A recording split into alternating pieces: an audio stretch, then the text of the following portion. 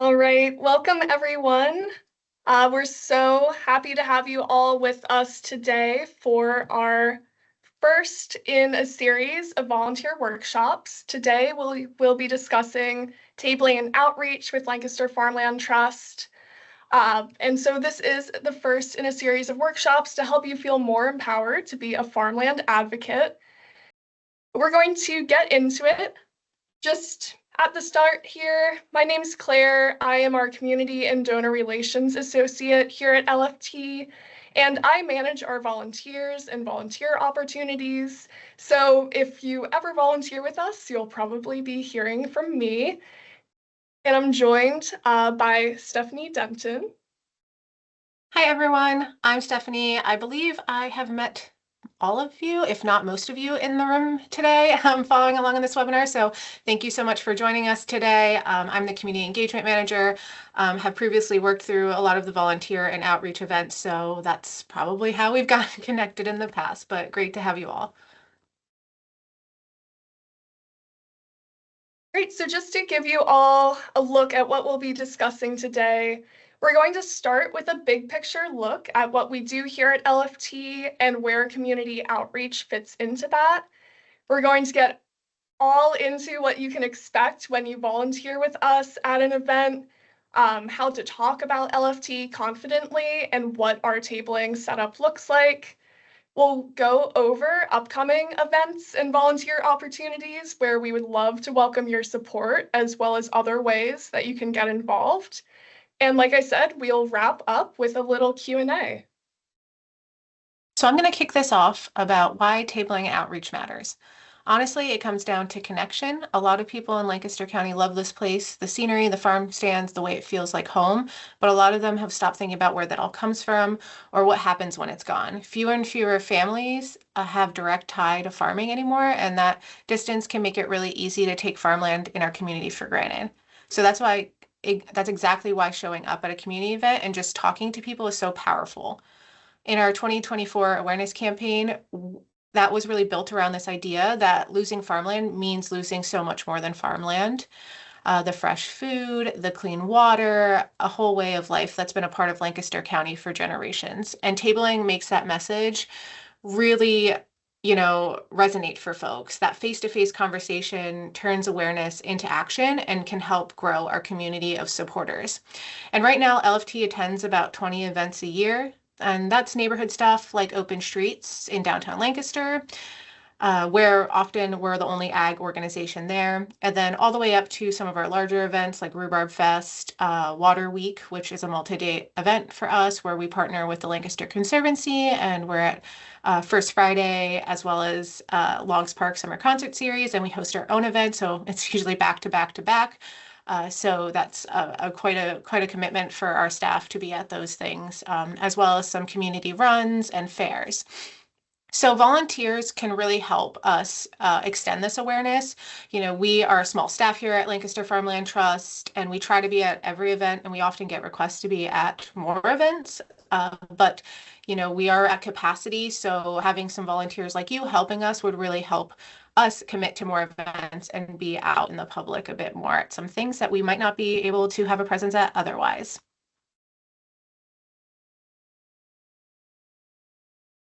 So real quick, just want to give you a snapshot for anyone who's newer to LFT. So we are leading the nation and Pennsylvania in farmland preservation. Since 1988, we've preserved about 619 farms and over 38,000 acres. We also have over 35 active conservation projects going on right now. And you can see here an overview of our mission, our values, as well as our vision. And of course, our mission at its core is to accelerate the permanent protection of and stewardship of farmland. When people ask what LFT actually does, and when you're out in the public speaking about our work, it's pretty easy to narrow it down to 4 pillars to help you kind of remember what that work is. And those 4 pillars are preservation, conservation, stewardship, and connection. So I'm going to walk through these kind of one by one and go into a little bit more detail about that.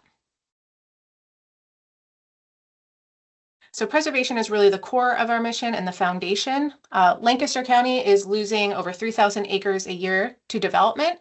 That's 8 acres a day, which is a great thing to remember, a kind of nice stat that is easy to remember. So 8 acres a day, 3,000 a year, Lancaster County loses to development. And while we've made a lot of progress in preserving farmland, combined with Ag Preserve Board and Lancaster Farmland Trust have preserved over 125,000 acres, but there are still 300,000 acres that remain unprotected. And conservation easements as a whole. So what's really, folks will approach you and ask, what does it mean when a farmer preserves their farm? So really think of it less as a real estate sale or a lease. It's more of like a deed restriction, so that conservation easement is attached to the deed. The farmer still maintains ownership, and Lancaster Farmland Trust just has that, really like controls and owns that conservation easement that is attached to the property. On this financial side, some folks are always interested if farmers get paid to preserve, and that answer is really sometimes. LFT offers a one-time per acre payment, which is roughly about 30% of the appraised value, and sometimes some tax deductions are available for folks when they preserve, and that one time per acre payment is based on our land protection committee gets together and they have an evaluation to see kind of what we can offer per acre. And that includes soil health, view shed, road coverage, things like that, as well as like forest and streams on the property. So really just trying to figure out, the value of preserving this farmland. Some farmers actually will donate their easement, so they will not take a payment, but LFT always does offer that kind of bargain payment, and those tax deductions are also always available if they're interested in taking advantage of that. And one thing worth noting that we do hear a lot in the public is LFT against development. And that answer is always no. Lancaster County is growing, and that's really exciting. And we are not anti-development. We just think that a development should happen where it makes sense. And that strategy is really tied to smart growth. So thinking about where infrastructure already exists for development versus, building some housing in an area that might be really prime farmland.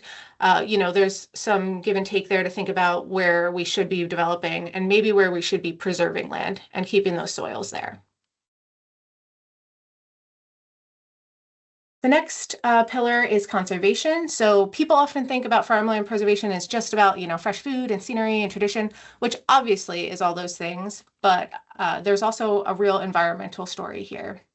So think of farmland as like a giant sponge.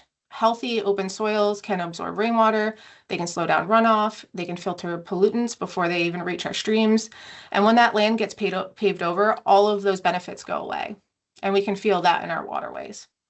So LFT doesn't just protect the land and step back. We also are working with farmers to provide them with funding and expertise to put best management practices in place on their farms. And those best management practices are typically things like manure storage, stream crossings, buffers, barnyard improvements, things that help keep the soil in place, as well as help, keep manure in a safe spot until it's ready to be spread, and spread in a way that is smart for the environment and avoiding, a lot of runoff in our waterways. And then, our strategy really has moved towards doing these conservation projects on preserved farms. We think that that's a really great way to use the funding and to make sure that these projects are protected forever. Because obviously when a project like this goes onto a preserve farm, that means that we are keeping track of that easement and that property. We are visiting it, monitoring it annually. So we can make sure that that conservation work is up to date and, still working and helping with reductions. And so a lot of folks are always interested in how do farms benefit the environment? Like I said, healthy soil absorption, as well as reducing runoff and filtering pollutants. It's also just good for, our mental health, seeing the scenery, but as well as clean air that it provides and habitat for our wildlife. We also often get a question if we require farms to be certified organic. And while we don't require it, a lot of our farms are organic. So that's really just, reaching out to a local farm stand that is preserved and just asking. But I always think that buying local and getting to your farmer is the best way to make the right choice for yourself in what food you would like to purchase, and your purchasing power is very important. So while we, like I said, all of our farms are not required to be organic, quite a few are, and that's just a conversation that you should be having with our preserve farmers when you're going to buy food on their farm. Another thing that people typically think when they think about conservation and farmland and farming in Lancaster County is, isn't farming bad for water quality?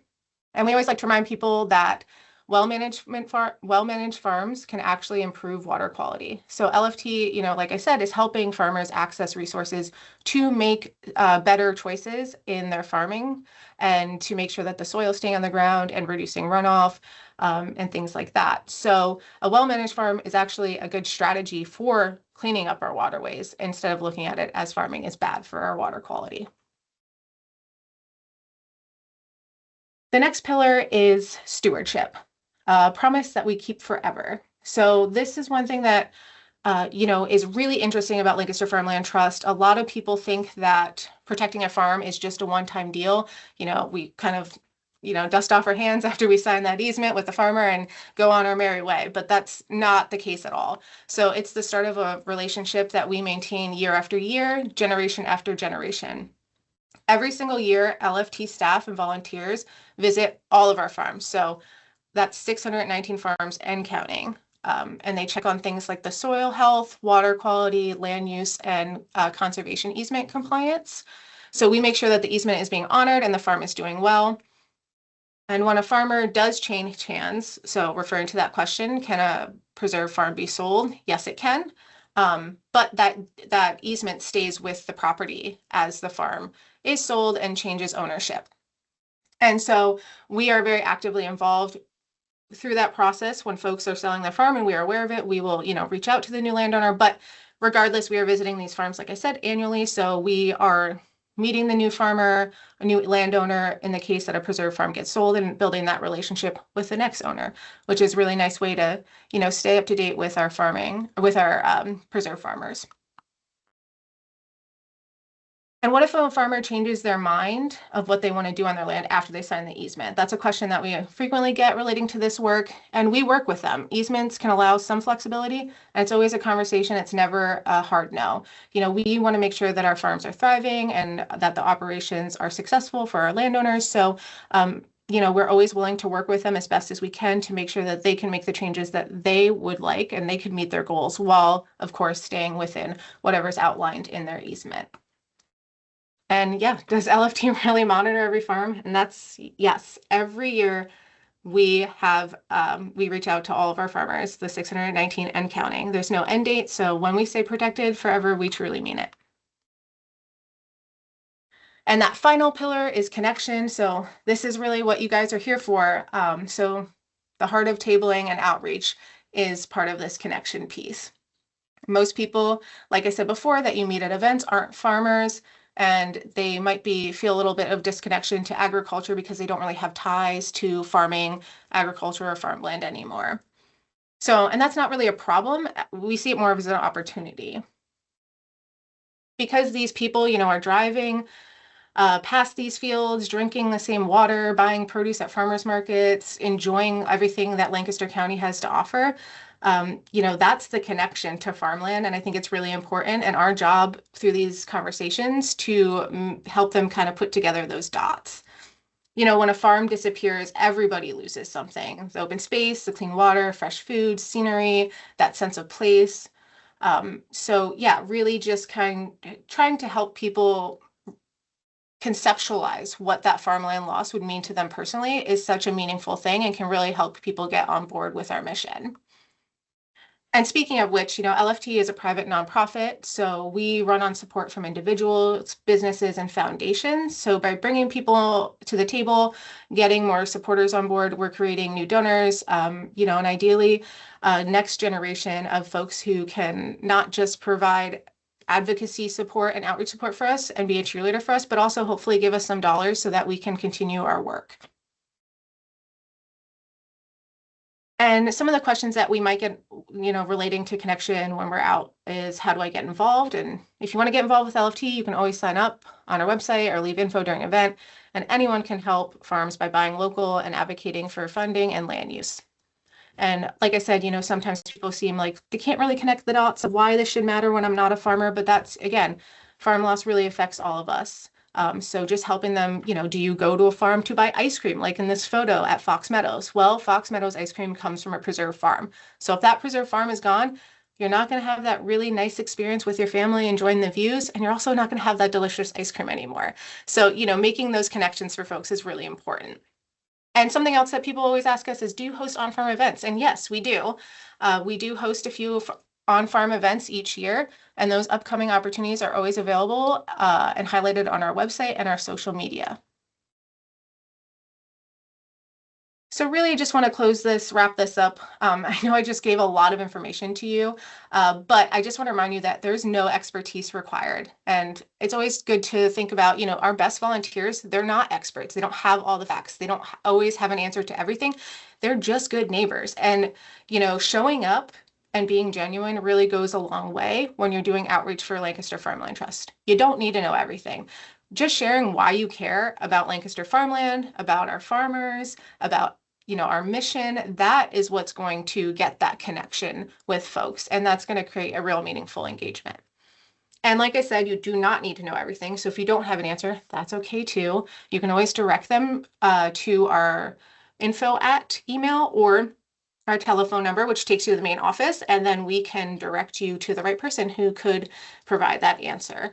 And I will note that I've been at events where I don't even have the answer to a question that's asked to me, and like maybe someone in our land protection department might be better to speak to about this. So there is absolutely no shame in just saying, I'm not sure. Reach out to this number, this email, we'll get you in contact with the right person. I do it all the time. And yeah, we also have resources available to you always online, as well as at our events for you to brush up on some of these facts and frequently asked questions. And Claire is going to get into those resources now.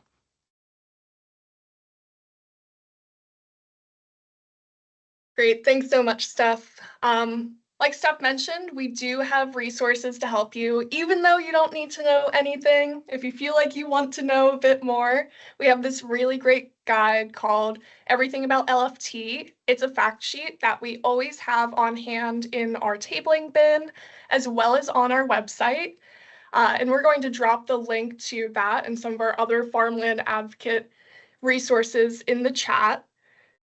But for anyone who is watching this recording after the meeting today, or if you just want a refresher on where to find it, we do have this little guide because it can be a little tough to find. So if you go to our website, go to our volunteer page and scroll down, that will bring you to our Farmland Advocate resources, where we have our Everything About LFT fact sheet.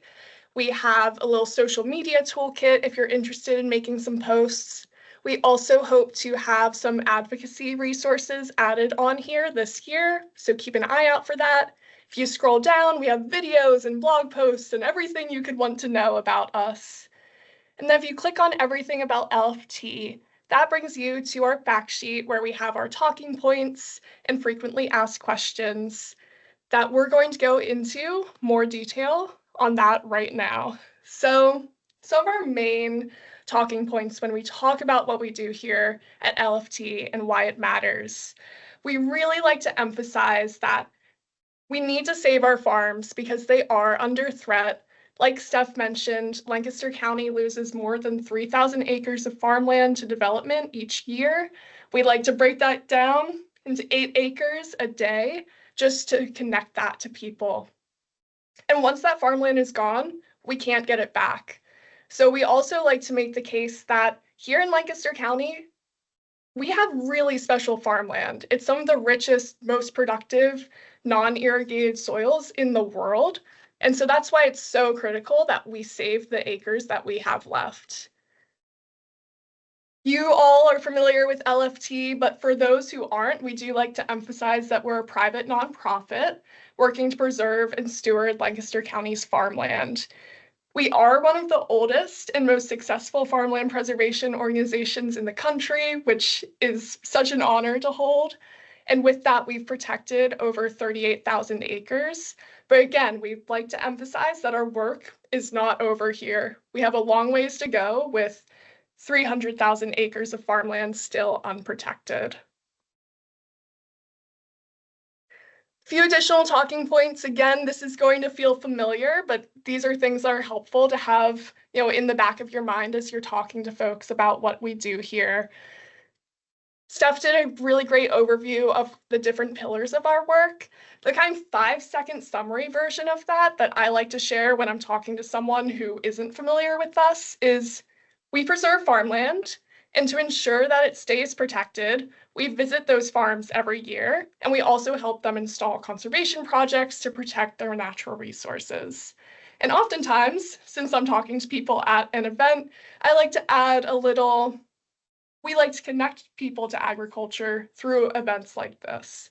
So you can think of your own way of distilling our work into a little elevator pitch, but that's usually my take.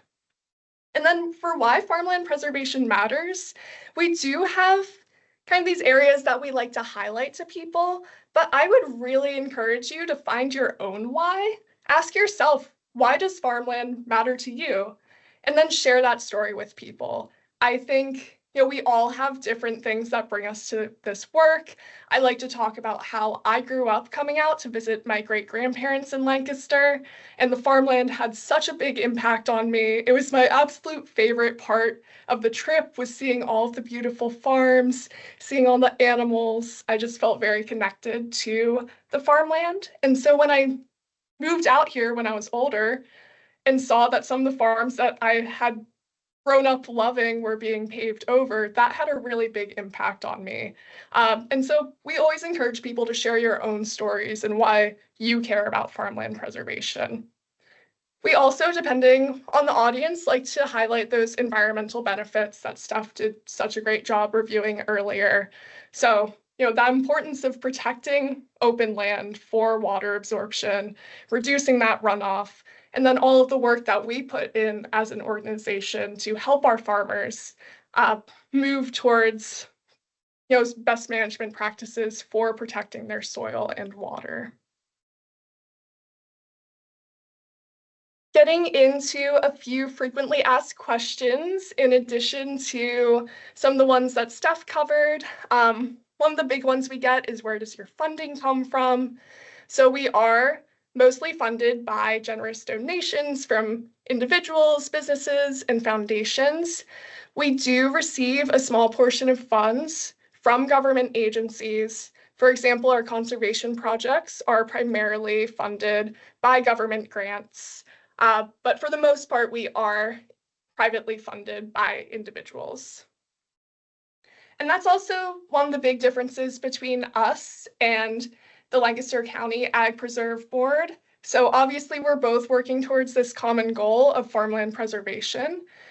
The Lancaster County Ag Preserve Board does that as a public government entity using public funds. And so LFT was actually founded to complement the work of the Ag Preserve Board, especially since there were so many plain sect farmers who wanted to preserve their farms but didn't necessarily want to work with a government program.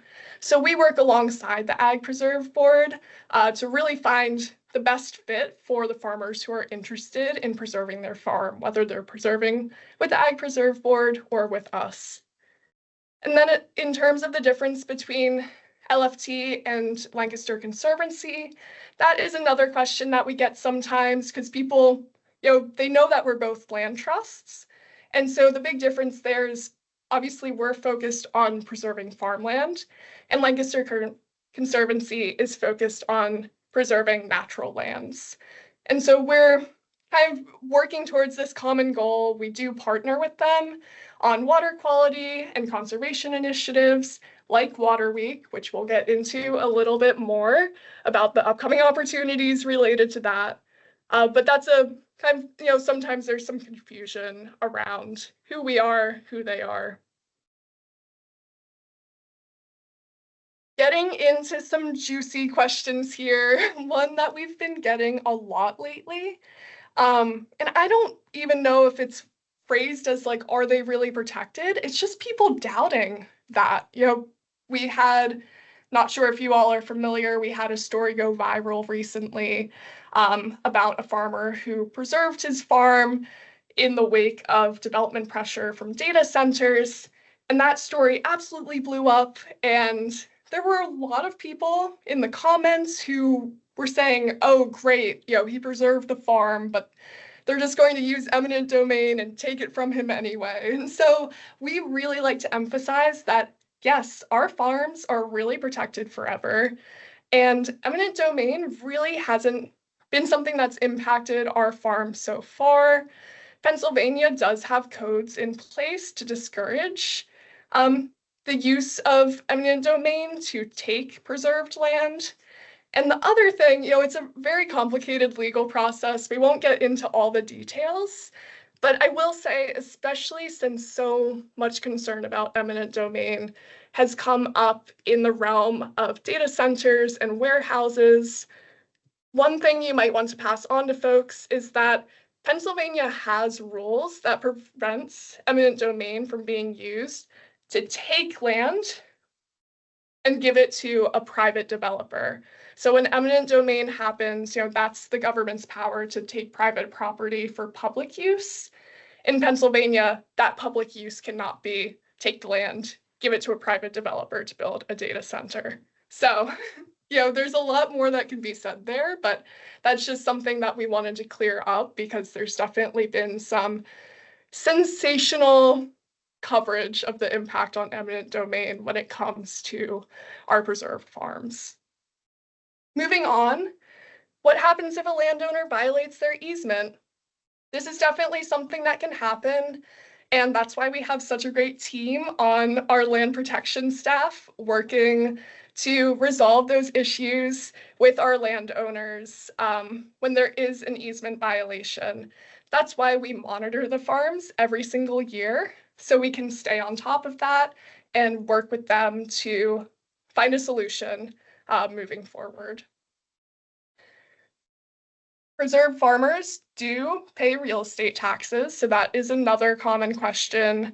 Since that farm is still owned by the landowner, they still pay real estate taxes. That does not change when a farm is preserved. And then finally, this is a favorite of ours. People will come up with a really specific question. There's a farm down the road from them that they want to know more about. They want to know if it's preserved. And I don't know that.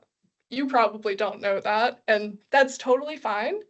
That's where it's really good to be honest and say, I don't know.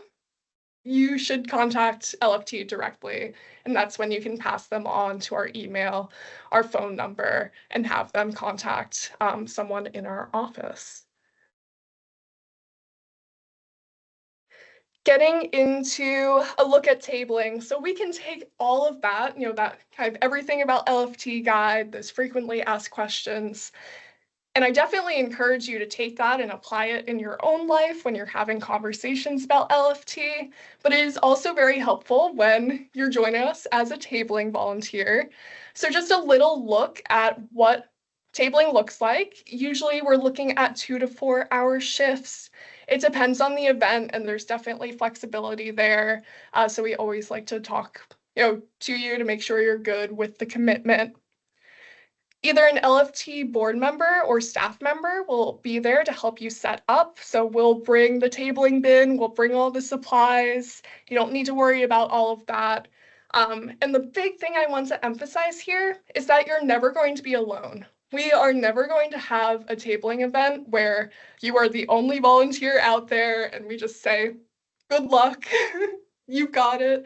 That is not the case. You will always be tabling alongside someone else. So if you ever are unsure, if you have questions, if you need help, someone else is going to be there to help you out. And again, we always have resources on hand, like our Everything About LFT fact sheet, and we have a tabling binder that has information about different ways to set up the table. In terms of what the table, our kit, what we usually bring, we have kind of standard postcards, coloring books, stickers. We'll bring recent publications, whether that is our most recent annual report, or right now we have a really great publication that we just printed about our conservation work. So we've been bringing that to events. If we have any fun giveaways, recently we've done things like seeds or popcorn or things like that. We'll bring that along. And really, these are usually casual events. It's just a matter of connecting with people. We love to share all our giveaways and, make sure people step away at least with a sticker, whatever they are interested in grabbing and taking with them.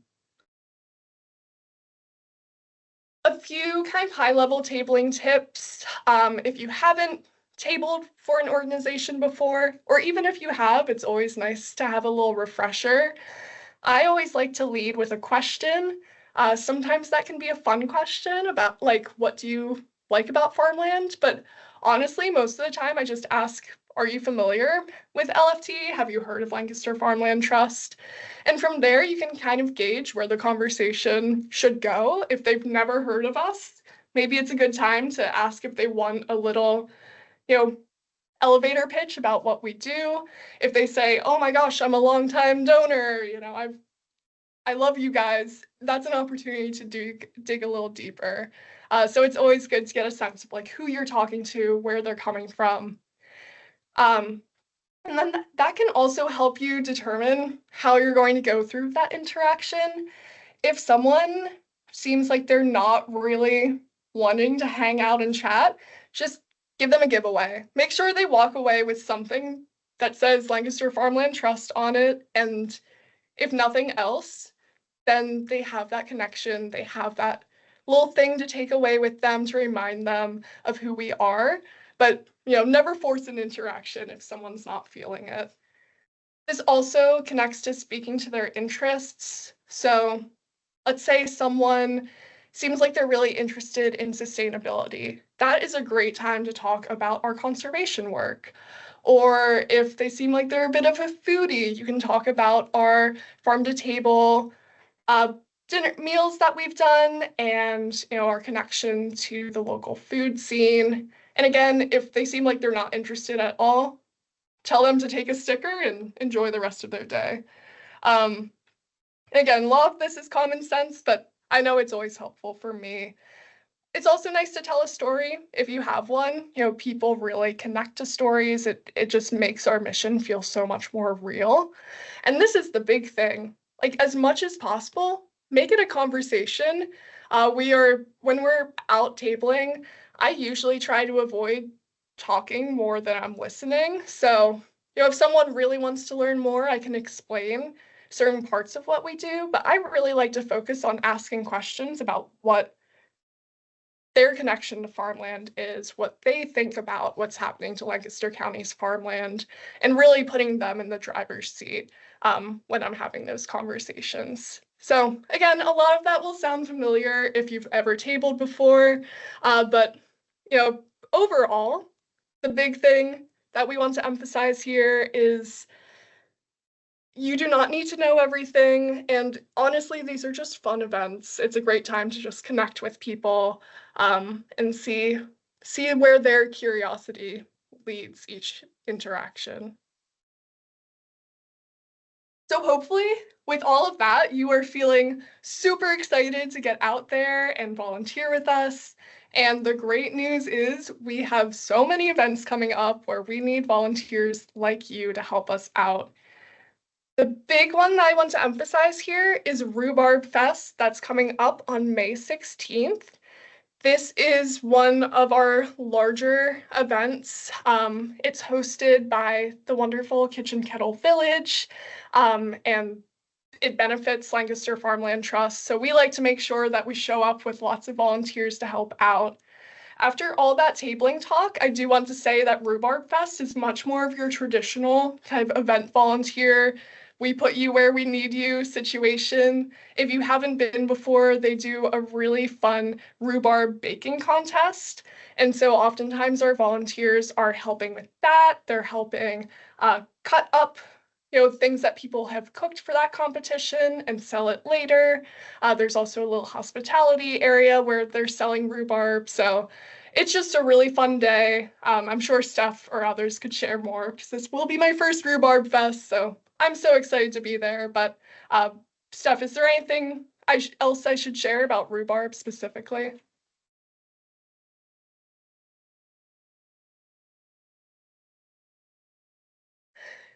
All right, so moving on, definitely encourage people to sign up for that. In terms of our more traditional tabling events, we do have some community events coming up throughout this spring season. So coming right up, we do have another volunteer slot open for an event at Home Fields, their open farm day on April 19th. If you are just feeling so excited after attending this workshop, that is a great opportunity for you to sign up. And we do have these other opportunities throughout the spring season. I'll say in general, our volunteer event opportunities do tend to peak in spring and fall. So we are about to enter our busy event season and would love your help now. We'll also be adding more events throughout the year as we kind of enter that fall season. And I'll say, just to emphasize, we currently have 22 volunteer slots open across these 5 events. So definitely want to encourage you to sign up for those. And we're going to get into how to do that in just a second here. I can talk about rhubarb fest quick. Yep. Sorry, I am joining Claire now in her office because of my connection issues. But yeah, Rhubarb Fest is a really great way to get involved with LFT. It's something we've been doing now for over 10 years. We always need a lot of folks, especially during that morning shift with the baking sale. So that is helping us give some tasters to the judges, as well as wrap up some small takeaways for people. So whatever we sell as far as like slices of what's put in the bake sale to the public, that money goes to LFT as well as rhubarb sales. So it's really a fun way to raise money for our organization while getting to eat some tasty rhubarb stuff. Cool. Thanks, Steph.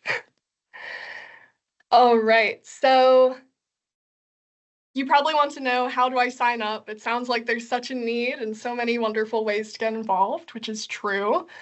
So the first thing we'll say is to keep an eye on your email. We share new opportunities through our volunteer newsletter. So make sure that you're signed up for that. If not, please reach out to us and we can make sure that you're getting those emails.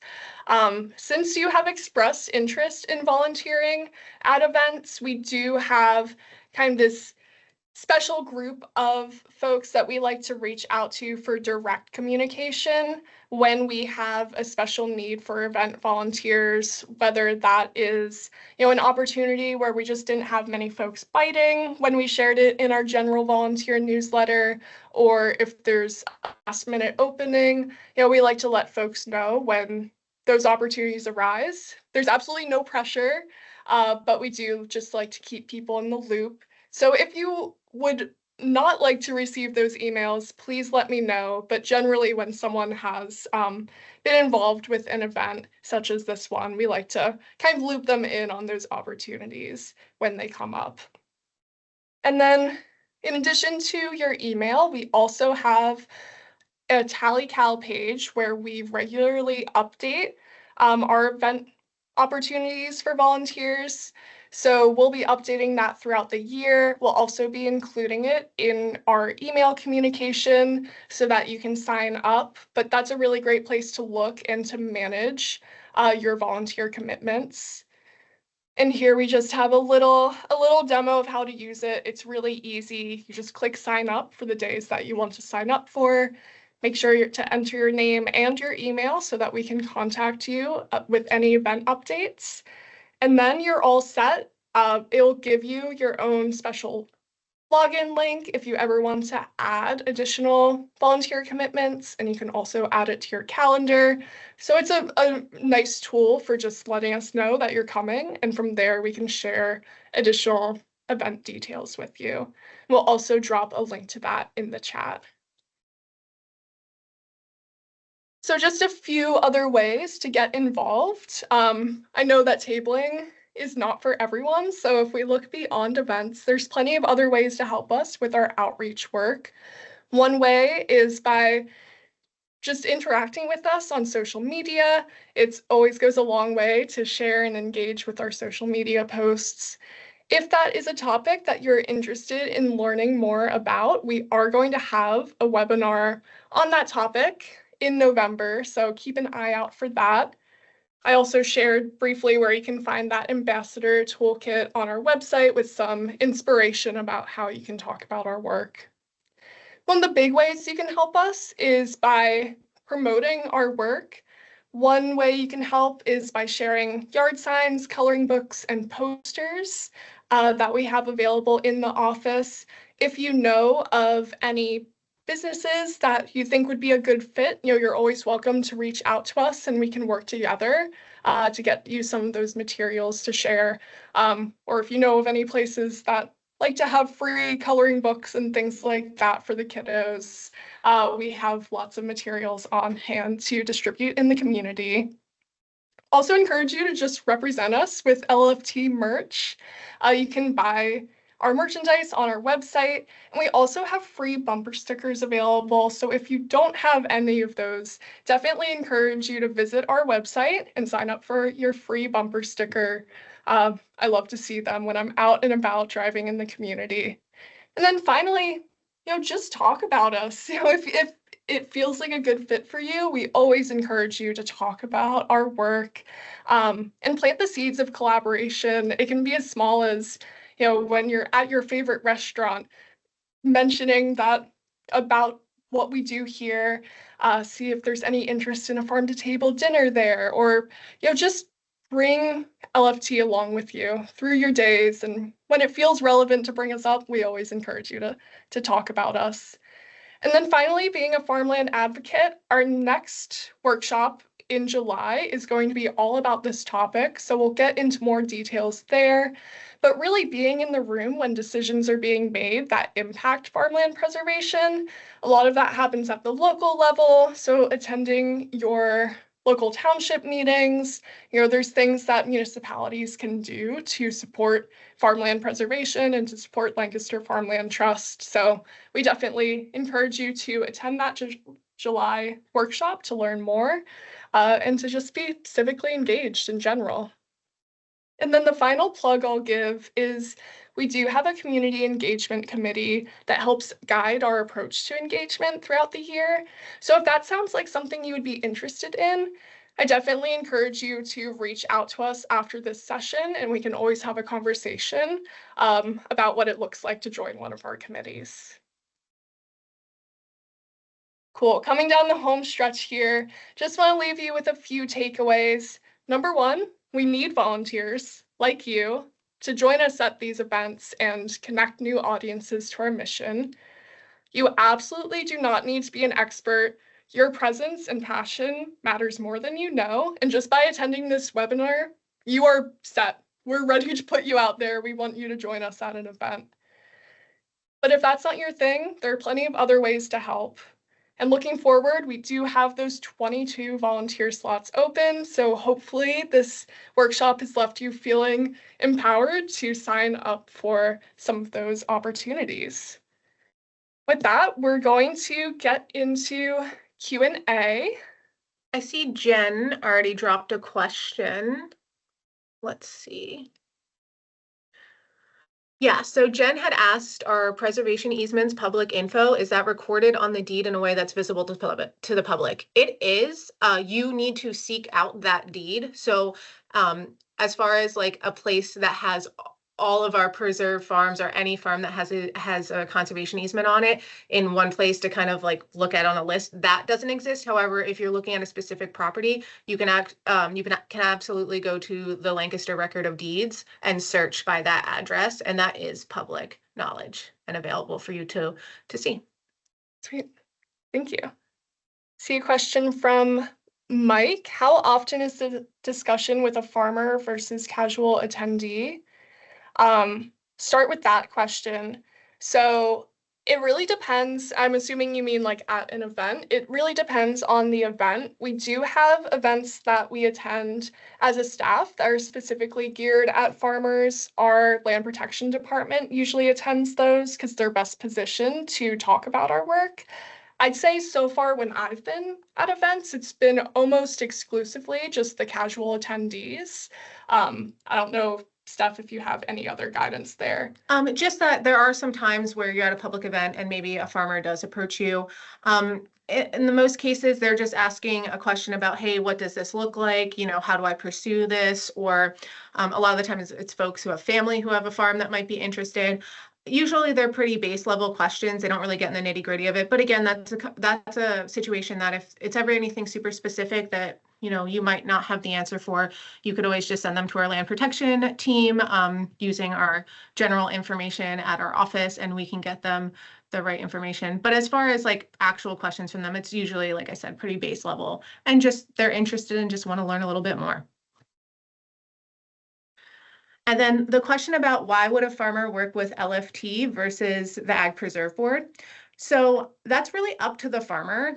When we talk with a farmer about preserving their land, we present all options. So we present Lancaster Farmland Trust and what that preservation process looks like with us, as well as what that looks like with the Ag Preserve Board, and then the state program as well. Really the difference between why someone might choose LFT or Ag Preserve Board over the other is really wait list. One of the reasons is typically a wait list. So usually the Lancaster County Ag Preserve Board has a longer wait list just because they use obviously government funds. So those take a little bit longer to go through that process. So they also tend to offer more for the payment incentive for farmers because they have like access to a lot more government funds and funding than Lancaster Farmland Trust, who is privately funded. Really, like I said, it's up to the landowner, their choice, their decision. So we do have folks who sometimes decide maybe they want to pursue the Ag Preserve Board, get on that long waiting list, and then after a while they're like, hey, you know what, maybe I will just take the more 30% of the value versus the full value or closer to the full value and just get on a shorter waiting list. So, you know, we're happy as long as the farm gets preserved, you know, working together. And we do have cases where actually it makes sense for both Lancaster Farmland Trust and the Ag Preserve Board to go in jointly. We do have some joint preserve farms. And then also Lancaster Farmland Trust easements can typically be a little more flexible than the county program, just because obviously we're not using government funds. So that gives us a little bit more wiggle room and less restrictions. Great question. Feel free, anyone else, if you have questions, drop those in the Q&A, or if you would rather unmute and ask that question, I believe you can raise your hand and we'll be able to unmute you. Okay, hi, can you hear me? Hey. Okay, great. I thought it would just be more efficient to ask. I was paying attention the whole time, but I feel like one of the questions that I might answer at a table would be, this is really important. What should I do? And, you know, obviously it's like, well, you could donate, you could volunteer. And if neither of those are the right options for that person, and maybe they just want to be like, well, I don't know, is there anything else I could do besides donate and volunteer? Is there, like, how do I spread the word? Is there a social media channel that I can support? Like, that was my curiosity of how to have that conversation with somebody. Like, is there outreach programs and learning? I heard the merchandise. So I think that would be an interesting thing to hear you talk about a little bit more. And I know you spent some time talking about some of that, but that's where my head was. Yeah, thanks. Great question. I'd say in addition to volunteering and donating, we always encourage people to shop local, to support their local farmers. So that is one kind of easy action step for them. They can also, and we'll get into this more at our next workshop, but there are advocacy opportunities, especially locally. There are ways that municipalities can support farmland preservation with additional funds going, generating funds at the municipal level for farmland preservation. We do have some townships who are pursuing that option around here, and so that is one way that they can get involved. And then in terms of, how to stay connected with us, that is a great point. Our communications team does an awesome job on our social media, so we do love to encourage people to check out our social media. One thing that we didn't mention is we do typically have resources that have QR codes on them that are going to direct people when they scan those to a landing page that has our website, our social, a video about what we do. So that's a really great place to direct people if you're out and about. But our website is also a really great resource just to stay connected, to see our upcoming events. We do have community events throughout the year. So that's kind of a high level summary. Steph, is there anything else you'd like to add? Just that, we do also have resources available on our website. We do, our comms team also does a great job on blog posts, and those are on a variety of topics. So if folks have just an interest, like an ag adjacent interest, that's always a great way for people to learn more about different areas of our work. And we also have on I believe it's the blog, Chandra might correct me here, our list of preserved farm stands, which is also a great way to encourage people to, shop local, but also support farmland preservation by supporting our farmers. I think unless anybody has any burning last minute questions, we'll let you off. Great timing here, 4 minutes early. Mm-hmm. And if anything comes to mind, always feel free absolutely to reach out following this. Claire's going to give some follow-up information via email, but we're always here to answer any questions that you might have. And yeah, we're happy that you're interested in helping us out, and we're excited to invite you to join us. Tabling is a very special thing. It's one of my favorite things to do here at Lancaster Farmland Trust. You get to meet so many interesting people, not just, meet different staff members here and board members, and other volunteers, but also just the folks that you get to talk to in the community, and getting people excited about ag and farming and farmland preservation that might not have felt connected to it before is such a rewarding thing. Absolutely. And even if you are able to join us for some events this year, we also encourage you to tune back in for some of our other workshops. Those are up on the screen. So we'll have one on advocacy in July, social media in November, and land protection in December. And we have a link to register for that in the chat. Sorry, I see one last question. Tabling, is this a 1 to 2 hour shift versus the whole time? Typically, it is the whole time, but depending on your availability and what we have going on, we can be flexible. We've definitely had people show up for just a portion of the time. If usually events go for like 3 to 4 hours max. If that's not an option, we can always talk about shorter shifts. So. Yeah, if your availability doesn't necessarily fit the time slot that's on the site or that we're sending via email, just let us know and what time you are available, and we'll see if we can make that work. Mm-hmm. Sweet. Well, thank you so much again, everyone, for coming out today. We hope to see you at some events this year.